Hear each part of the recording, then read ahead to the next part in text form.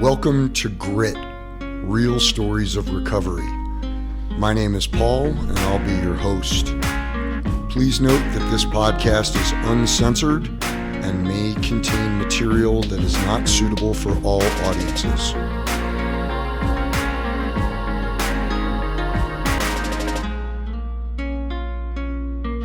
Thank you so much for taking the time to be with us today. Thank you for having me.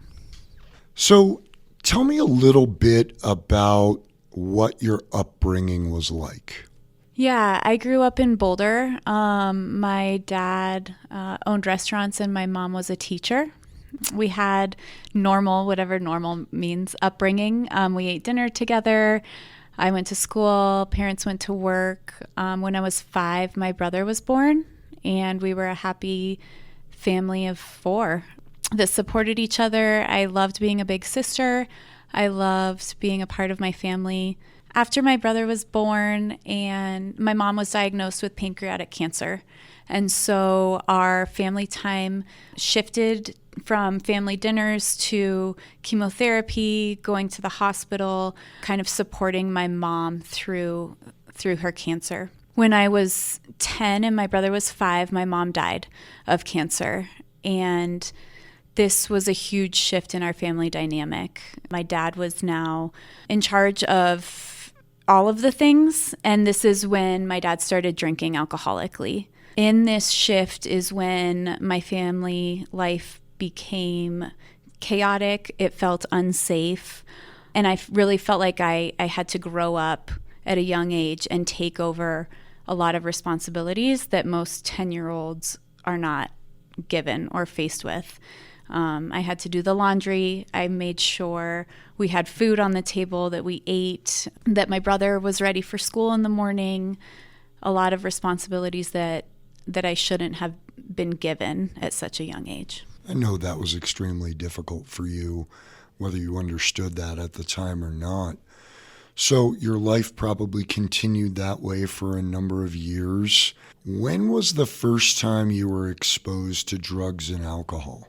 Yeah, the first time that I drank, I was 15, freshman year of high school. And it was easy for me to get alcohol because my dad was an alcoholic. I drank with a group of friends, and the next morning, I remember my friends kind of just brushing it off. That was fun. And I remember thinking, I understand why my dad drinks the way that he drinks. I could not wait to drink again. I asked my friends, when are we doing this again? I was ready to continue drinking because I liked the effect of alcohol. What did that look like over the course of high school for you? Yeah, I actually used it to my advantage. My dad's drinking became convenient for me. I didn't have curfew. I could always steal liquor from him. My rules, I didn't really have typical high school kid rules. And so my house became the party house. We'd have friends over to my house and we would drink my dad's alcohol. And oftentimes he would drink with us. This also was the time in my life where I started living a double life. So I would go to school and I would present as having it all together. I'd have good grades. I'd look a certain way so that no one would ask questions or wonder what was happening at home. And then at home, I would drink my dad's booze. Would you characterize your drinking and using in high school as fun, enjoyable? Did you think at that time, wow, I might be drinking too much? Did that ever occur to you? In high school, I don't think I ever thought, oh, this might be a problem or this could lead to a problem. Or it was casual, fun, exciting, different, took the edge off. Maybe that was a red flag. But in high school, the drinking didn't seem to be a problem yet. Not until college and later in life did my drinking become unmanageable. So looking back at those years, can you now see that you had consequences you were unaware of at the time? Or were things, for all intents and purposes, good and drinking was just normal?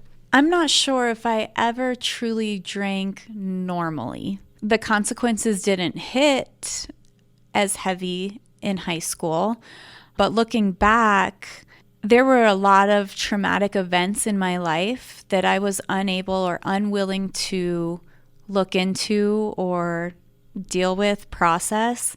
And a lot of that was because I chose to drink instead of taking care of what I needed. So do you think you consciously used alcohol as a coping mechanism to avoid dealing with those, or was it subconscious? I think I subconsciously used alcohol, to just prolong or push away or in the moment feel different than feeling the pain or the traumatic experiences as I lived them. So it was more reactive than in any way thought out. Absolutely. Sure, that makes sense. What did it look like after high school? Yeah, after high school, I continued drinking. But did you go to college? Yeah, so I graduated high school and I started college. I lived in the dorms, and I drank like the people around me drank. I don't remember freshman year of college being a problem drinker or like drinking too much that it was obviously a problem for people around me. But a lot of freshman people in college drink a lot. Right. And I fit right in. I noticed that the older I got and the less people around me were drinking like me. So as I got older, the crowd that I was with would be able to drink and go to the bar and come home and go to sleep. And I was unable to do that. I was unable to go to bed and wake up the next day and not drink. I chose to wake up and continue to drink through the weekend, through the week. And I was unable to stop drinking when everyone else stopped. Did this affect your college performance, your grades, your life? Or were you able to kind of maintain? I was able to maintain until I wasn't. I was able to maintain enough to graduate college. I was able to maintain enough to get married. I was able to maintain enough to move to Denver and get my teaching license. I'm not sure how I maintained enough to check off all of these boxes, but that's pretty much the game it was checking off the boxes while drinking the way I wanted to drink. I thought that if I checked off these boxes of getting married, getting a real job, graduating college, I could continue to drink the way I was drinking and not have people be concerned about the way I drank. So it sounds like you had an inkling or an idea that your drinking was a thing at this time, and you were trying to prove to yourself that if I am normal, my drinking isn't a thing. It's not affecting my life, and what I'm doing is okay. Is that an accurate interpretation? Yeah, I had this idea that if everything on the outside looked a certain way, that behind closed doors I could drink a certain way, and it wouldn't affect my relationships or my job or my career or any of those things. And for a while, I was able to pull that off until I wasn't. So talk about your marriage. What did that look like if you were trying to drink in a certain way and maintain this image? Was your husband an alcoholic? My husband was not. I cannot say or not say if my husband's an alcoholic. Only ex-husband is an alcoholic. He can say that. He did not drink to the level that I drank as often as I drank. And it became really messy for me to try to hide the amount I was drinking from him. I would continuously buy 2 boxes of wine instead of 1 box of wine so I could replace the second box of wine without him knowing. I would do sneaky alcoholic things so that he wouldn't know, or I thought that things like I would drink a sleeve of Shooters, which is like the whole thing of Shooters, before I got home after work, so that he didn't know how drunk I was. He would think I was just starting with a glass of wine. I would say I was going to the gym and I would go to the liquor store and be gone and just drink in a park for an hour and then come home. I would take money out of our change jar to buy my alcohol so that he wouldn't see me buying it on our joint bank account. I would go to the gas station and pull out cash so that he wouldn't see the charges at the liquor store. I would get in fights with him intentionally so that he would either kick me out or I could leave angrily so I could go somewhere and drink the way I wanted to drink. So at what point was he unsatisfied or was not willing to tolerate what you were doing any longer? Did he ever confront you, I guess? Several is times. the question I'm trying to get to.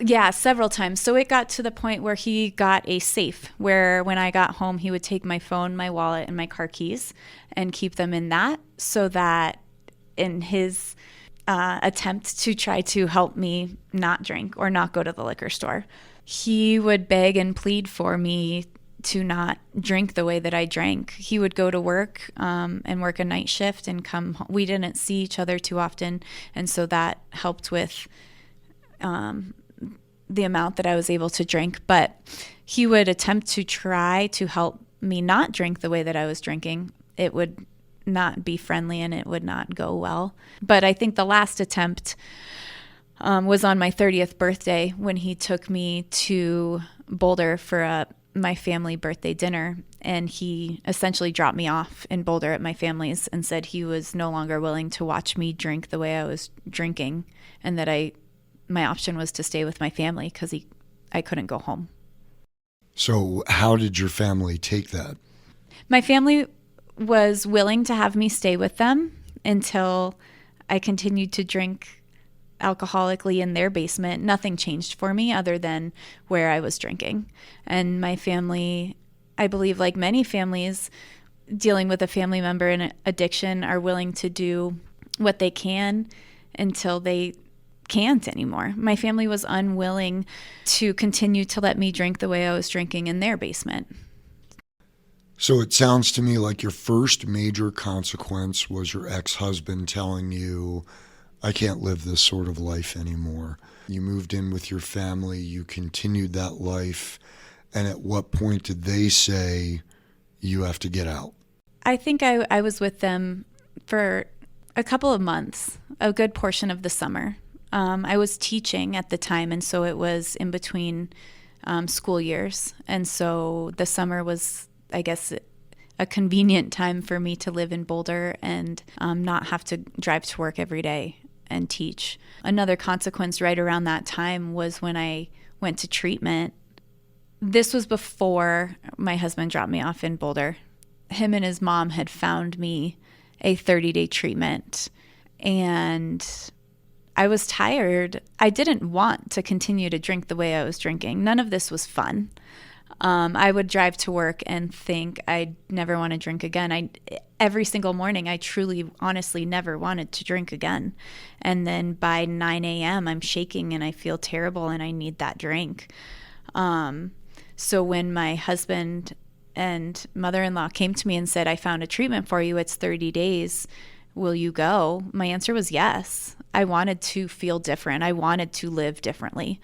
I didn't know how. And so I willingly went to a 30-day treatment. But another consequence of that was I had to go to my principal. I was teaching. I had to go to my principal and ask for 30 days off to go to treatment for alcoholism. And that's a rough conversation to have with your boss. I can imagine it is. Let's back up. At what point did it shift from being fun to not being fun, to being a chore or work or something that affected you mentally and emotionally in a way that wasn't enjoyable anymore? I remember going out with friends, and the next day, the stories of the night before always revolved around how drunk I was or what a fool I made of myself. And that doesn't feel good. And so that shifted into me not leaving when I drank at night with the group of friends, because if I'm not out with people, I can't make a fool of myself.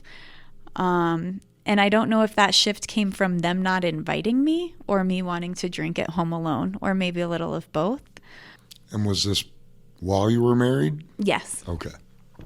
I can remember the things that happened that were no longer fun. Like the person that I became that was fighting with my ex-husband, that was waking up and needing alcohol. Those are all the shifts that happened that are no longer fun.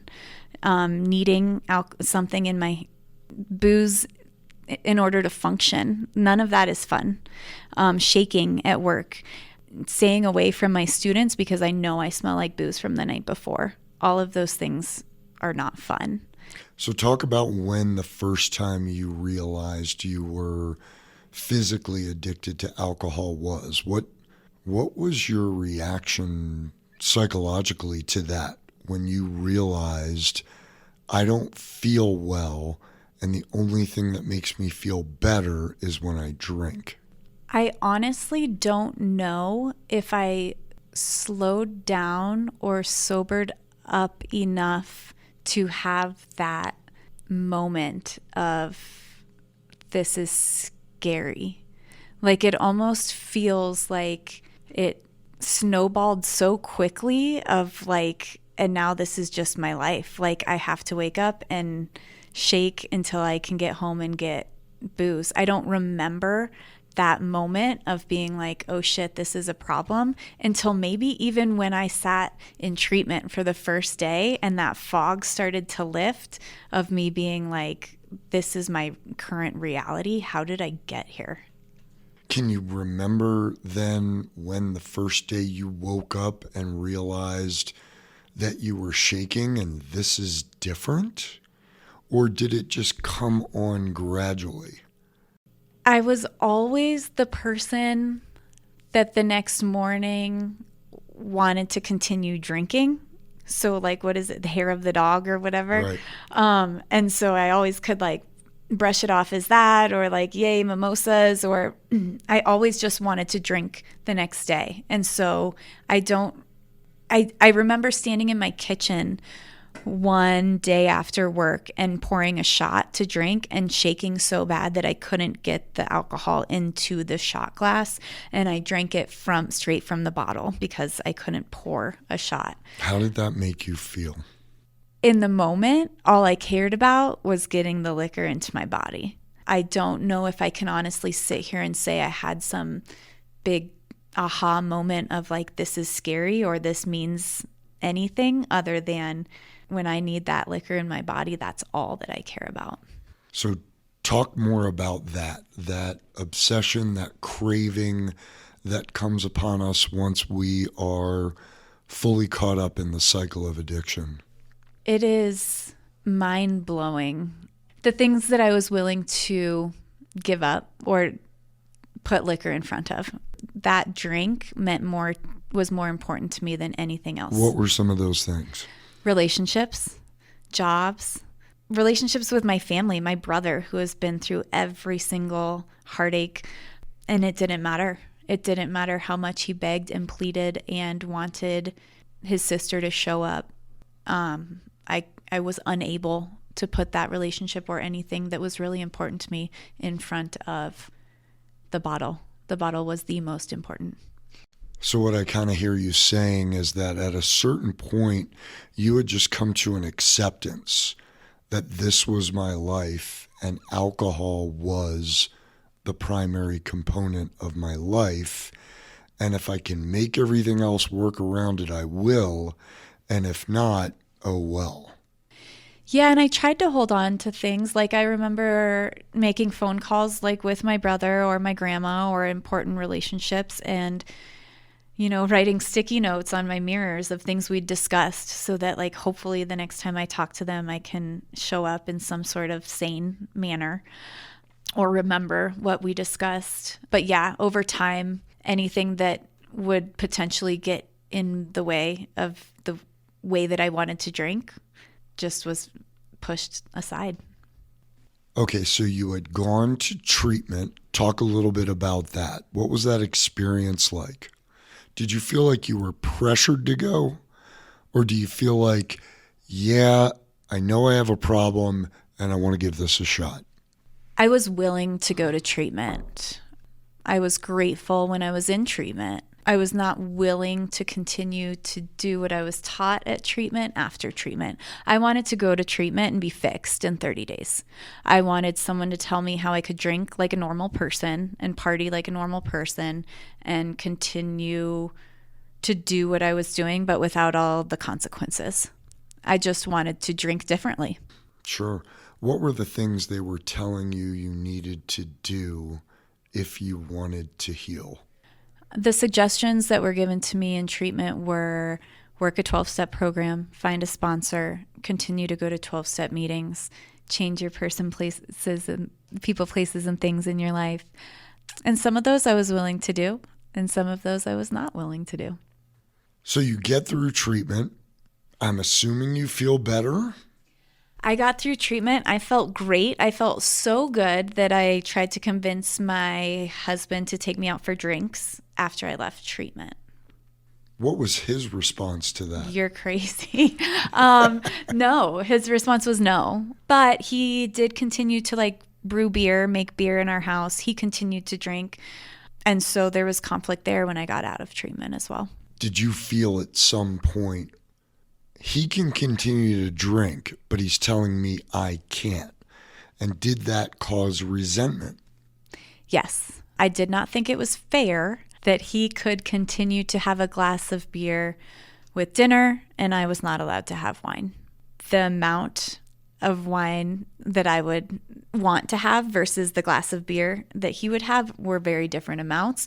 But it was my thought process that I've put in all this work. I'm not drinking, neither should you. So talk about the insidious nature of the disease of addiction, right? You have just spent 30 days in an inpatient treatment. You feel better than you have in months, if not years.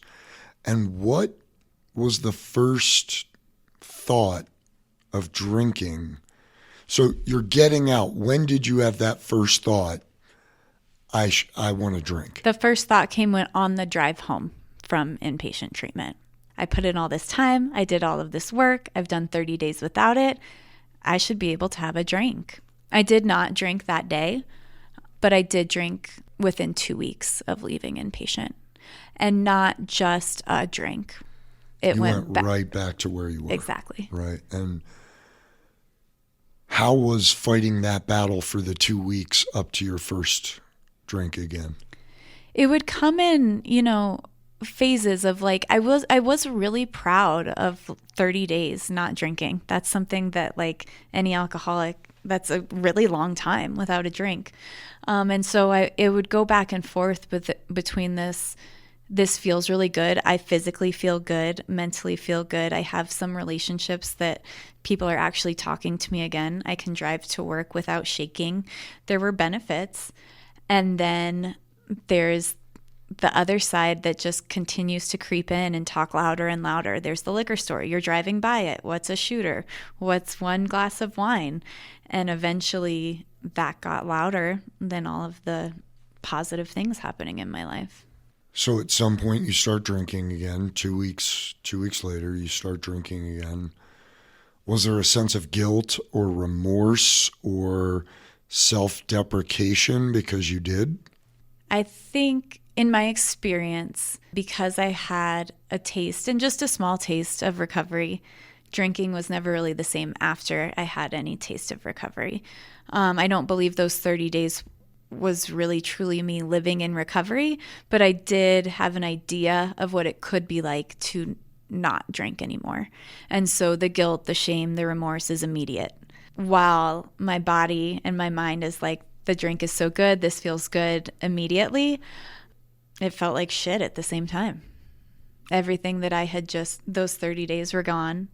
All of the relationships I had just earned back, sort of, were gone. It was immediately throwing away, I felt, everything I'd worked for. So you're back at home, you're drinking again. When does your husband figure it out, your ex-husband? Oh, gosh. Not long. And soon after that is the 30th birthday when he drives me to Boulder, and he's done.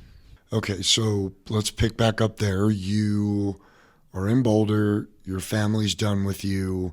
What does that confrontation look like? for me, manipulation came with it too, right? Like I'm crying, I'm alone, my husband's left me, you can't leave me, all of those things that I'm the victim. And so it's convincing my family that they just need to have me a little bit longer and I'll get it together. And all of the stories that I told, or calling friends, can you believe this is happening to me? Now they're kicking me out, trying to get anyone on my side or to have my back or to believe my story. But the end result was going to a sober living type facility for 90 days was our agreement. So you move into this sober living, and what was that experience like? Honestly, great. I felt good. I was getting the support, the fellowship, 12 steps, IOP, like I was getting pieces of recovery and I was living it. I was teaching, I was successful at work. 90 days is a significant amount of time to be doing the same thing over and over again. Mm-hmm. And so I felt good. I felt like maybe I might have a chance at this recovery thing. Maybe I might have a chance at my marriage. Maybe I might actually be okay not drinking every day. So wait, was your husband still with you at this time? He was until the end of this 90 day. Because at the end of the 90 day... I went back home and I drank again. Okay. And so how did you feel about yourself at this point? Because now you've made 2 separate attempts to stop and had stopped, and then in both cases went back. How did you feel about yourself? Terrible, like a failure. And this wasn't the last time that I did this. I continued to go to treatment, get a couple months, and drink. And so you talk about guilt and shame. That's exactly what I felt. I felt like I failed. I felt guilty for wasting everyone's time, my own time. I am just a drunk. That's all I'll ever be. I clearly keep showing that to people. Get off my back. Just let me drink the way I want to drink, and that's just what my life will be. So when did it change and why? So it was about a year of that cycle of in and out, a couple months, and drinking again. And I have to say that is exhausting. Building it up, regaining relationships, and handing it all away was probably the most exhausting year. That rebuild of my life and throwing it away. It all changed. I found out I was pregnant. I got sober. I was sober for a week, and I found out I was pregnant, and that it was no longer about me. I had a human growing inside of my body, and I had to make a change. I didn't have to make a change. I chose to change. Yeah, because many people don't, right? You hear all the time about unborn babies that die or come out addicted or deformed or have cognitive issues. What do you think it was about you and your unborn child that gave you the strength to want to try this again and do it differently? I grew up in 2 different houses, right? I grew up knowing what it felt like to have a consistent mother and father and stable upbringing. And I also grew up in chaos. Raising my child in chaos was not an option for me. So what did you do differently this time?